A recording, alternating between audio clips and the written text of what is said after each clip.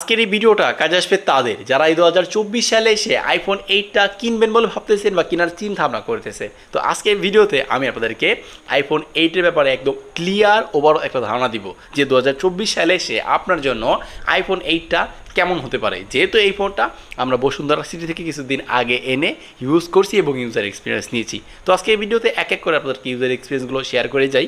এবং যেহেতু এই ফোনটা 14,000 টাকার আশেপাশেই পাওয়া যাচ্ছে, এখন 14,000 টাকা দিয়ে এই ফোনটা আমার ইউজার এক্সপিরিয়েন্স থেকে আপনাদেরকে সাজেশন করবো নাকি করা থেকে টোটালি বিরত রাখবো, হ্যাঁ সমস্ত কিছু উত্তর পেয়ে যাবেন আজকের এই ভিডিওতে। তাহলে চলেন শুরু করা যাক। আচ্ছা, প্রথমে যদি আইফোন 8-এর লুকস ডিজাইন আর বাটন পোর্টের কথা বলি, যেহেতু পুরনো ফোন বাটন পোর্ট নিয়ে লুকস ডিজাইন নিয়ে খটা করে তেমন কিছুই বলবো না। তবে আমি এক কথায় বলবো 2024 সালে এসে এই ফোনের ডিজাইনটা আমার কাছে অতটাও গ্রহণযোগ্যতা পায় না বা অতটাও ভালো লাগে নাই। কারণ প্রথমে যদি ফোন দিকে আসি, ভাই এত বড় সড়ো চিনগুলো বেজেলগুলো 2024 সালে কখনোই মানুষই পায় না, এটা আপনারা ধারণা রাখতে পারেন।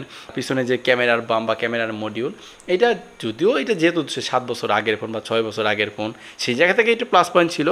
বাট 2024 সালে এসে এগুলো তাদের কাছে কখনোই গ্রহণযোগ্যতা নাই। তো সেই জায়গা থেকে এখন এই ফোনটার লুকস আর ডিজাইন ঘটা করে তেমন কিছু বলার নাই। তবু যদি এই ফোনটার 2024 সালে এসে আমি মার্ক দিই, একে ডিজাইনের জায়গায় আমি দিব হচ্ছে 10-এর মধ্যে 3।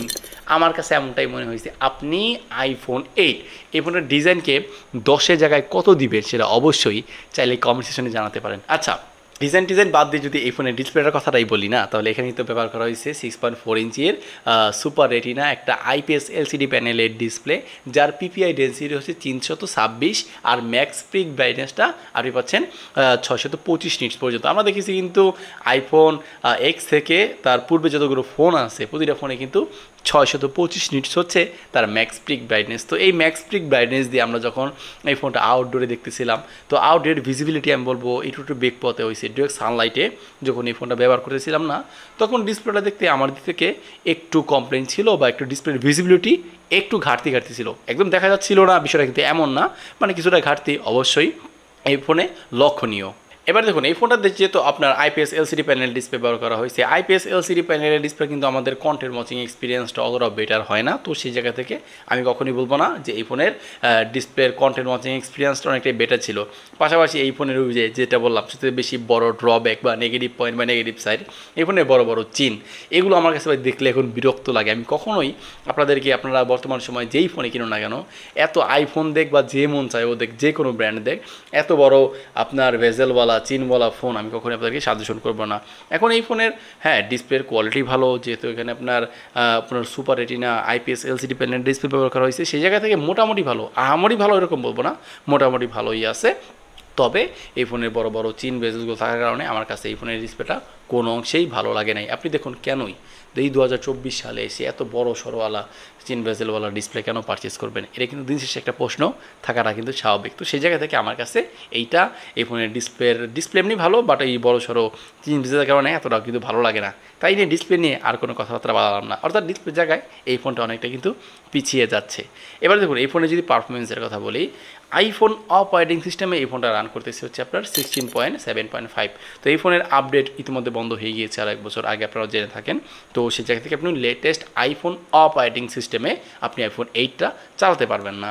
আর এই ফোনটা র্যাম হচ্ছে মাত্র 2 GB আর স্টোরেজ 64, 128, 256, মানে 3টা ভেরিয়েন্টের হয়। আমাদের হাতে যেটা আছে এটা হচ্ছে আপনার 128 GB ভেরিয়েন্ট।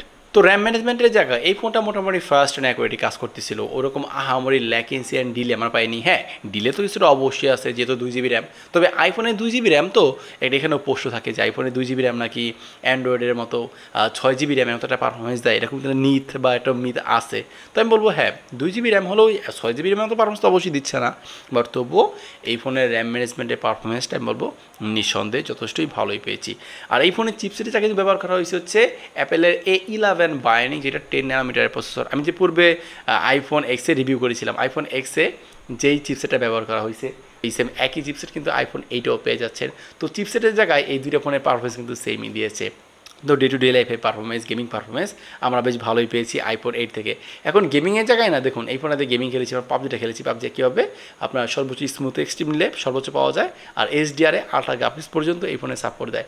দেখুন এই ফোনের ডিসপ্লেটা যেহেতু ছোট, এই ছোটো ডিসপ্লে দিয়ে না এই ফোনে আসলে গেমিং এক্সপিরিয়েন্সটা অতটাও বেটার পাইনি। হ্যাঁ পারফরমেন্স কিছুটা স্ট্যাবেল দেয়, কিছুটা, অতটাও কিন্তু পান না। বাট যেহেতু ডিসপ্লেটা ছোটো, দুইটা হাত বসালেই ডিসপ্লেটা ভরে যাচ্ছিলো, তখন গেমিং করার সময় ক্ষেত্রে সেই ইনেমিগুলো কিল করতে গেলেও অনেকটা গুলিগুলো মিস হয়ে যাচ্ছিল, বা প্রপার ওয়েতে টাচগুলো লাগতেছিল না বা হচ্ছিল না। মানে এত ছোটো ডিসপ্লে কখনোই গেমিং করার জন্য প্রেফারেবল না। তবে 2D গেমগুলো খুব ভালোই কিন্তু এই ফোনটা দিয়ে অ্যাসফাল্ট লাইন বলি সার্ফেস খুব ভালোই মতোই খেলা যাচ্ছিল। এখন গেমিং পারফরমেন্স কিছুটা ভালো এক্সপিরিয়েন্স দিলেও ডিসপ্লে ছোটো হওয়ার কারণে কিন্তু আসলে গেমিং করার জন্য কখনোই আমি এই ফোনটা আপনাকে সাজেশন করবো না, বা গেমিংয়ের জায়গায় এটা অতটুকু প্রেফারেবল না। তবে এটা সত্যি ডে টু ডে লাইফের রেগুলার কাজগুলো বা নর্মাল কাজগুলো খুব ইজিলি এই ফোনের চিপসেট দিয়ে হ্যান্ডেল করা যাচ্ছিল। আচ্ছা এবার যদি এই ফোনের ক্যামেরার কথা বলি, দেখুন আইফোন 8-এর রেয়ারে অর্থাৎ পিছনে মূলত একটা ক্যামেরা ব্যবহার করা হয়েছে, যেটা 12 মেগাপিক্সেলের। আর এই ফোনের মেন ক্যামেরার ফটোটা আমি বলবো নিঃসন্দেহে একদম র টাইপের ছবি ক্যাপচার করে। 12 মেগাপিক্সেল হলেও বেশ ভালো পরিমাণ ডিটেলস পাওয়া যায় একদম ডিরেক্ট সানলাইটে। যখন এই ফোনটা দিয়ে কোনো ছবি ক্যাপচার করতেছিলাম বেশ ভালো একটা আউটস্ট্যান্ডিং পারফরমেন্স পেয়েছি। আবার পাশাপাশি ভিভিড মোডটা অন করে নিলে আসলে একটু সোশ্যাল মিডিয়াতে আপলোড দেওয়ার জন্য রেডি টাইপের ফটো পাওয়া যায়। সেক্ষেত্রে হ্যাঁ এই ফোনের ফটো কোয়ালিটি আমার কাছে বেশ ভালোই লেগেছে। তবে আবার খেলাটা বদলে গেছে তখনই যখন লো লাইটে এই ফোনটা দিয়ে কোনো ছবি ক্যাপচার করতেছিলাম, তখন প্রচুর পরিমাণে নয়েজ আর গ্রেনে দেখা লক্ষ্য করছি আমরা আইফোন 8 থেকে। আবার শ্যাডো এরিয়াতেও যখন এই ফোনটা দিয়ে কোনো ছবি ক্যাপচার করতেছিলাম তখনও কিন্তু অনেকটাই নয়েজ দেখা লক্ষ্য করছি আমরা আইফোন 8 থেকে। আবার আইফোন 8-এর সামনেও কিন্তু 7 মেগাপিক্সেলের সেলফি ক্যামেরা ইউজ করা হয়েছে, যেটা একইভাবে ভিভিড মোডটা অন করে নিলে বেশ ভালোই রকমের একটা আউটপুট পাওয়া যায়। তবে আমি বলবো নিঃসন্দেহে এই ফোনের ক্যামেরা থেকে আমরা যেরকম আউটপুট পাচ্ছি যদি অন্য কোনো ফোনের সাথে কম্পেয়ার করি, এই ফোনের ক্যামেরা আসলে তাদের ক্ষেত্রেও কোনো অংশে পিছিয়ে থাকবে না। আর এই ফোনের যদি ভিডিওর কথা বলি, হ্যাঁ এই ফোনের মেন ক্যামেরা দিয়ে আপনি পারবেন সর্বোচ্চ 4K-তে কিন্তু 30 FPS ভিডিও রেকর্ড করার অপশন। চলুন এগুলো আপনাদেরকে আউটডোরে গিয়ে দেখাচ্ছি। এই মুহূর্তে আমরা ভিডিও করতেছি আইফোন 8-এর একদম মেন ক্যামেরা দিয়ে। একটা ক্যামেরাই বা একটা সেন্সর ইউজ করা হয়েছে, সেখানে আপনার 4K-তে 60 FPS-এ ভিডিও রেকর্ড করা যাচ্ছে। তো ভিডিও কোয়ালিটি কেমন দেখে তো বুঝতে পারতেছেন। পরন্তু বিকেলবেলা ভিডিও করতেছি, হেঁটে ভিডিও করতেছি, ভিডিও কতটুকু স্ট্যাবেল হচ্ছে বা শেকিনেস কতটুকু কমাতে পারতেছি মোটামুটি ধারণা পেয়ে যাচ্ছে। তো এই তো ছিল এই ফোনটার ভিডিও স্যাম্পল। এখন আমি বলবো হ্যাঁ এই ফোনের ভিডিও স্যাম্পল আমার কাছে মোটামুটি ভালোই লাগছে। ভিডিওগ্রাফি করার জন্য এই ফোনের ক্যামেরাটা বেশ ভালো একটা আউটপুট দেয়। That's it. আচ্ছা এবার তাহলে বাদ থাকলেও কি এই ফোনের ব্যাটারিটা, তাই না? দেখুন এই ফোনটাকে পাওয়ার ডেলিভারি দেওয়ার জন্য এর মধ্যে পুরো দিছে হচ্ছে 1821 মিলিঅ্যাম্পারের ব্যাটারি। এখন এই 1821 মিলিঅ্যাম্পার ব্যাটারি থেকে আমরা কেমন ব্যাটারি ব্যাকআপ পেয়েছি, বা এই ফোনটা কখনোই আমাদের একদিন ব্যাটারি ব্যাকআপ দিতে পারে নাই। আপনি এটাও ধারণা করতে পারেন, বা আপনি এটা একদম ক্লিয়ার থাকেন একটা ফোনের যদি ব্যাটারি মিলিঅ্যাম্পার 1800 হয়, ওইটা কখনোই আপনাকে একদিন ব্যাটারি ব্যাকআপ দিতে পারবে না। এখন এই ফোনটা ডিলেভে নর্মালি ইউজ করে আমরা একদিন ব্যাটারি ব্যাকআপ পাই নাই, 2 থেকে 3 বার চার্জ করতে হচ্ছিলো। বা এটাও সত্যি আইফোনে যেহেতু ব্যাটারি হেলথের উপর ব্যাটারি ব্যাকআপটা ডিপেন্ড করে।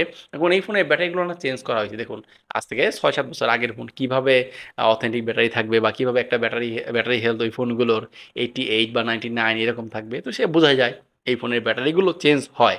এখন যেহেতু নতুন ফোনে একটা ব্যাটারি আছে, তো মোটামুটি এই ফোনটা ডে টু ডে লাইফে নর্মাল ইউজ করো, তবু আমরা একদিন ব্যাটারি ব্যাকআপ পাই নাই। এটা দিনে 2 বার চার্জ করা লাগছে। এই হচ্ছে ব্যাটারি ব্যাপার স্যাপার। এই ব্যাটারিটাকে চার্জ দেওয়ার জন্য সাপোর্ট করতেছে হচ্ছে 6.something ওয়াট পর্যন্ত এই ফোনটা সাপোর্ট নিবে। বাট আপনি 15 ওয়াটের চার্জার দিয়ে ফোনটা চার্জ করতে পারবেন, যেটা 0 থেকে 100% চার্জ হতে এই ফোনটা সময় নেয় 40 থেকে 45 মিনিটের মতো।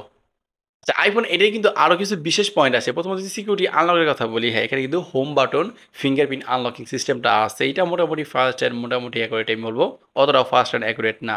আর এই ফোনটা আইপি ডাস্ট রেসিস্ট্যান্ট 67, যেটা পানির নিচে সার্ভাইভ করতে পারবে। সর্বোচ্চ সময়সীমা হচ্ছে 30 মিনিট, আর সর্বোচ্চ সীমানা হচ্ছে 1.5 মিটার পর্যন্ত। তো এই তো ছিল এই ফোনটার ওভারলুকস, ডিজাইন, কনফিগারেশন এবং পারফরমেন্স। এখন এই ফোনের ব্যাপারে যদি আমি আমার ফাইনাল কনসলিউশনে আসি আমার ইউজার এক্সপিরিয়েন্স থেকে, তাহলে 14,000 টাকা দিয়ে এই ফোনটা পার্সোনালি আমি আপনাদেরকে রিকমেন্ড করবো। আমি বলছি ভাই না, কখনো এই ফোনটা আপনাদেরকে সাজেশন করবো না। দেখুন 14,000 টাকা বাজেটে আপনি যদি অ্যান্ড্রয়েডে মুভ করেন, পিক্সেলের মধ্যে ভালো কিছু ফোন পাবেন, সনির মধ্যেও কিন্তু ভালো কিছু ফোন পাচ্ছেন। আবার যদি নিউ ফোনের কথা বলি, ওগুলো কিন্তু ভালো কিছু ফোন পাবেন, যেগুলো আমার কাছে মনে হয়েছে কি ওগুলো অবশ্যই অনেকটা এগিয়ে। এখন অনেকে আছে কি মানে 12-13 হাজার টাকা তাদের বাজেট, এখন তারা আইফোনের স্বাদ নিতে চায় বা একটা আইফোন কিনতে চায়। এখন দেখুন আপনি 12 কি 14,000 টাকা দিয়ে যদি আপনি এই আইফোনটা কিনেন, আপনার আইফোনের প্রতি না একটা নেগেটিভ থট আসবে বা নেগেটিভ একটা চিন্তা আসবে, যেটা আইফোন কিনলাম কেমন হলো, ক্যামেরা তো ওই আপনার নর্মাল ফোনের মতোই দিচ্ছে, বা ডে টু ডে লাইফে নর্মালি কাজ করে যে একদম আউটস্ট্যান্ডিং পারফরমেন্স পাচ্ছে, বিষয়টা এমন না। এখন আছে আবার শখের তোলা 80 টাকা, অনেকে শখ করে আসলে কিনে। আমরাও কি ভাই শখ করেও না অন্তত আপনার আইফোন 8টা কিনেন না, কিছু টাকা বাড়িয়ে অ্যাটলিস্ট ট্রাই করেন আইফোন এক্সএস বা আইফোন, দেখবেন আইফোন এক্সট্রা আপনি বর্তমান সময়ে ওই যে আপনার 22-23 হাজার টাকায় পেয়ে যাবেন, অন্তত ওইটা কিনা ট্রাই করেন। তবুও কখনোই আপনারা আইফোন আসলে 8গুলো কিনে না, এগুলো তো আগের ফোন। আমি বলবো যে এগুলো ফোনের ডিসপ্লের এক্সপিরিয়েন্সটা বেশ ভালো পাবেন না, যেহেতু বড় বড় চিন আছে, ভেজেল আছে, ওরকম ভালো একটা এক্সপিরিয়েন্স দিবে না।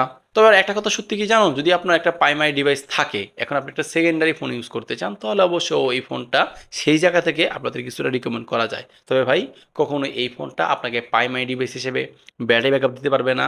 ডে টু ডে লাইফে নর্মালি কাজের ক্ষেত্রেও না এই ফোনগুলো আসলে ওরকম আপনাকে আশানুরূপ ওরকম পারফরমেন্সটা দিবে না। আপনি একটা আইফোন কিনবেন, দেখেন আইফোনের প্রতি তখন আপনার নেগেটিভ থট বা নেগেটিভ চিন্তা হয়ে যাবে। এখন সেই জায়গা থেকে আমি বলবো আপনারা এই 2024 সালে এসে কখনোই প্রাইমারি ডিভাইস হিসেবে এই ফোনটা পারচেস করেন না। আর যদি সেকেন্ডারি ফোন হিসেবে কোনো ফোন পারচেস করতে চান অ্যাপেলের, তাহলে সেই জায়গা থেকে এই ফোনে দেখা যায় টুকিটাকি হোয়াটসঅ্যাপে বাড়ি যেতে কথা বলা বলবেন বা অন্য অন্য কাজ বাজ করবেন, সেকেন্ডারি ফোন হিসেবে। একটা প্রাইমারি ফোন আছে আপনার, হয়তো অ্যান্ড্রয়েডের বা আইফোনের একটা বড় সড়ো কোনো ফোন আছে, দেন একটা সেকেন্ডারি ফোন হিসেবে টুকিটাকি ইউজ করতে চান, তাহলে এই ফোনটা হয়তো সেই জায়গা থেকে রিকমেন্ড করা যাবে। বাট প্রাইমারি ডিভাইস হিসেবে কখনোই আইফোন 8টা ভুলেও পারচেস করবেন না, না, না। তো এই তো ছিল এই ফোনটার ব্যাপারে আমার মতামত বা আমার অভিমত। এখন ভাই দিন শেষে কেনা না কেনা এটা তো একান্ত আপনার ব্যক্তিগত ব্যাপার, তাই না? তো আজকে ভিডিও এই পর্যন্তই। যদি ভিডিওটা ভালো লাগে অবশ্যই একটা লাইক করে দিয়ে, আপনি যদি এখনও আমাদের এই ছোট্ট পরিবারের সদস্য না হন, সাবস্ক্রাইব করে সদস্য হয়ে যাবেন। আল্লাহ হাফেজ।